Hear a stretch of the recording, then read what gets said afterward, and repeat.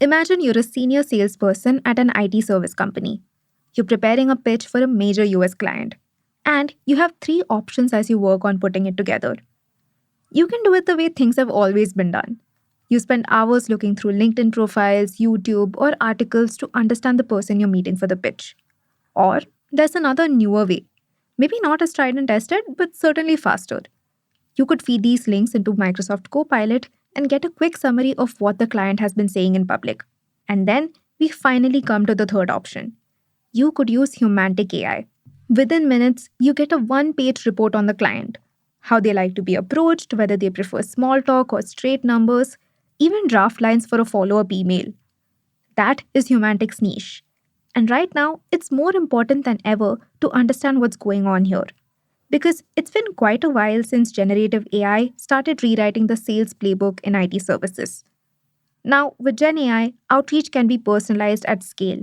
Proposals can be drafted instantly and representatives coached in real time. In other words, the IT services industry badly needs a boost. Growth crawled to 3% in FY25 as clients reallocated budgets to AI. There was a small rebound in early FY26 when Wipro booked nearly $3 billion in large deals, Infosys made almost $4 billion, and Tech Mahindra almost $800 million. But still, the competition between consulting giants is only intensifying. And this is where Humantic comes in. Founded in 2021 by Amarpreet Kalkat, a three-time AI entrepreneur, it calls itself a buyer-first intelligence company. Its backers include Flipkart co-founder Beni Bansal, ex-Google VP Bradley Horowitz, and Sharat Narayana from Sanas AI. Its client list also includes big names like McKinsey, PayPal, AWS, Wipro, and FirstSource. Now, the pitch is quite simple. Help sellers understand buyers better. The practice itself, on the other hand, is a little messier. The conflict is that while salespeople want more intelligence, buyers don't want to feel surveilled, which is why Humantic is quick to clarify.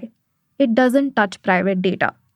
In a conversation with my colleague, reporter Abhirami Ji, Amarpreet Kalkat said that they don't refer to Facebook or Instagram, but any other source like organization pages, Crunchbase, LinkedIn, Twitter, podcasts, and YouTube videos are all fair game. In fact, Humantic has also reduced its dependence on LinkedIn after the crackdown on scraping tools like Apollo and Seamless. But here's the catch. It's still a 24% startup and it's trying to influence billion-dollar deals. The upside is clear. Even a tiny edge can swing a pitch. But the risk is also just as clear. Humantic could end up becoming just another disposable tool in an already bloated tech stack. Welcome to Daybreak, a business podcast from The Kent. I'm your host, Rachel Verghese, and every day of the week, my co-host Nita Sharma and I will bring you one news story that is worth understanding and worth your time. Today is Monday, the 6th of October.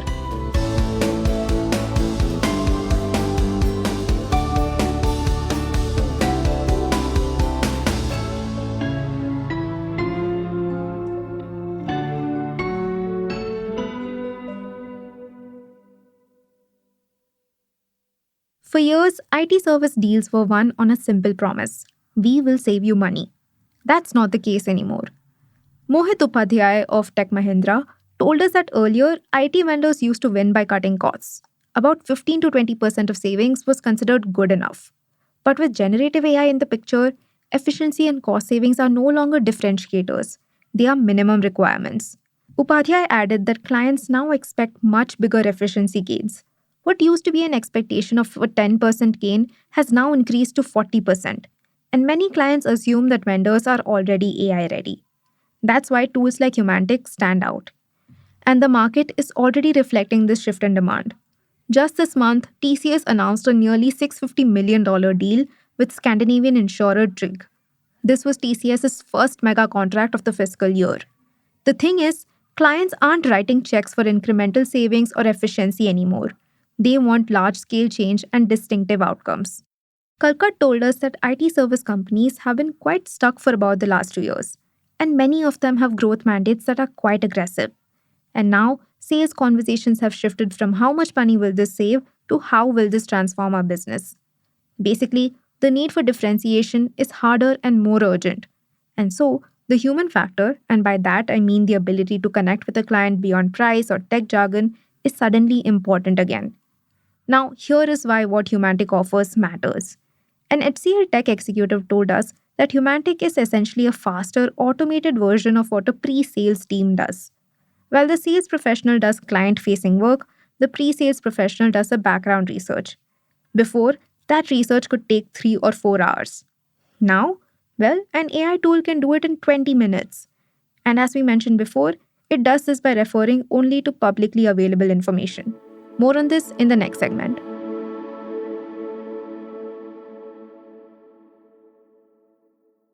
Unlike other AI driven prospecting tools such as Salesforce's Einstein and HubSpot's Breeze, Humantic pitches itself as decoding the buyer, not just finding them.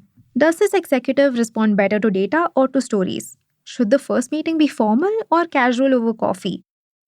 We had Humantic build a profile for a reporter at the Ken, and it suggested not pushing too aggressively because the subject was slow to act. The writer later described it as an uncannily accurate, if a somewhat exaggerated read of the subject in question. But the thing is, Humantic's proposition rests on a very weak distinction. The startup insists it never touches private data and relies only on public sources. Now, Kalkat also insists that the value isn't in the scraping that the AI does, but also the insight it provides. He said that Humantic doesn't just turn scattered public breadcrumbs into something that feels actionable for a salesperson that's under pressure. In fact, he even said that if they'd lost access to LinkedIn 6 months ago, it would have been a real business risk. But the bigger issue is actually ethical. Humantic doesn't use private data at all because it's basically unethical to do so. So, they add value where they can, with the insights.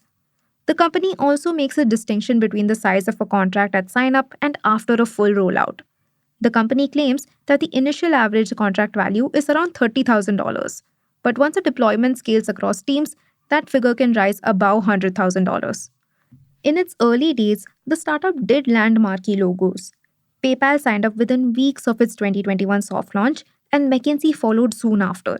But those names aren't on the roster today, and that's by design. Basically, rather than chasing every Fortune 500 logo, Humantic claims to have narrowed its focus to companies with annual revenues under $3 to $4 billion. Because this is where decisions move faster and deployments don't get caught up in bureaucracy. And now, 4 years later, Humantic is doubling down on IT services firms. The companies where deal cycles stretch over months, the stakes run into billions, and where walking into a meeting unprepared is unthinkable. Stay tuned.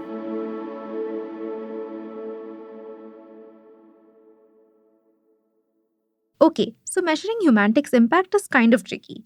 Its sales outcomes are rarely linear, and no single tool can claim credit when a multi-million-dollar deal closes. So, Humantic has been trying to build proxies. For instance, tracking whether personalized emails get opened. One US SaaS client, Domo, reported an almost 70% increase in open rates and a nearly 90% reply rate after adopting the platform. Aniket Menderkar offered a similar story. He is the Chief Marketing Officer at FirstSource, a client of Humantic that offers business process management services.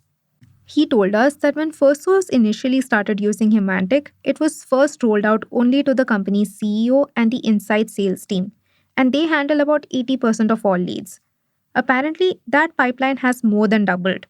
Could it all be because of Humantic? Mandekar said maybe not, because of course there are other factors. But he also felt that Humantic had a role to play. But not everyone is convinced. HCL Tech, for instance, uses Microsoft's Copilot to parse client personalities instead of a specialized tool. Even FirstSource, despite its gains, has been cautious. Mandarkar believes that companies that are constantly at the edge of technology will always find better and cheaper ways of doing things. But that leads to tech bloat, which is basically when everyone starts using a tool for everything. In fact, FirstSource has a policy where every time it starts using a new tool, it gets rid of two existing tools. This skepticism is exactly Humantic's challenge. For IT services companies, the test is whether they can adapt to an industry where cost no longer wins contracts and clients demand transformation, which is possibly why Humantic is already looking beyond its core product. In September, it plans to launch a tool designed to help sellers understand companies, not just individual buyers, better. Early next year, it expects to roll out an AI based sales coaching assistant. Both are attempts to broaden its role in the sales process and to ensure it isn't just another app tucked into a busy tech stack. But the bigger question may not be whether Humantic can help salespeople close deals today. It's whether it can evolve fast enough to matter tomorrow, in an industry where the rules of selling are being rewritten every 6 months.